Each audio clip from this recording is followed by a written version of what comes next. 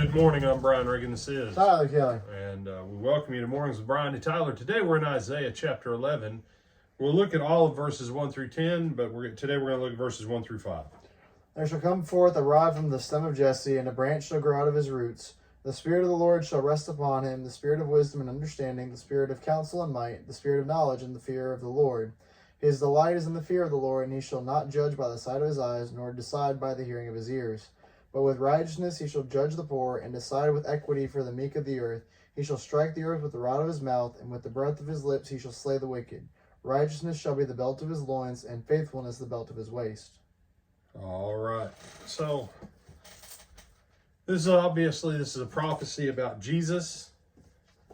The line of David is still intact when this is written, but it's called a stump, which means that whatever glory David had, even during this time, it's basically non-existent. And it looks forward to a time when there won't be anyone of the lineage of David ruling over Israel. And so this is looking forward to this rod or this shoot, this fresh growth out of the stump of Jesse. Years ago, Tyler had a pear tree in Texas.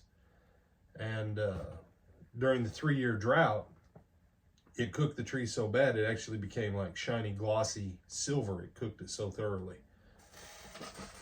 And I couldn't bring myself to cut it down.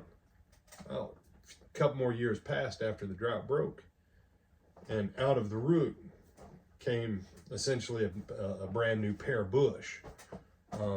Now, some people who are gardeners and horticulturists and all that, you'd be like, well, you should have done this.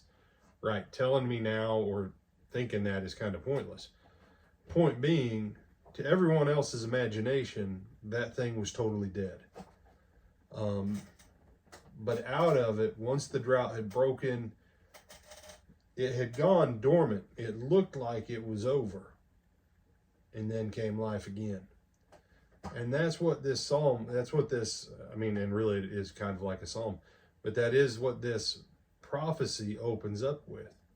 What looks like there's no hope, what looks like there's no opportunity, out of death is going to come life, and it's going to be new life, but it's going to be of a king upon whom there will be more vested than even the two greatest kings of David and Solomon. And so when we think about Jesus, understand why was the world filled with hope at that time? And don't go, no, it was just Israel. No, it was the whole world. The Romans had expanded. Augustus was emperor. The Jews were looking for the Messiah. Until the last couple hundred years, this period of time was actually the greatest period of time in all of human history. That we know of, was within 100 years on each side of the birth of Jesus. So, just something to think about. I'm Brian Reagan, this is Tyler Kelly. And we bid you good day.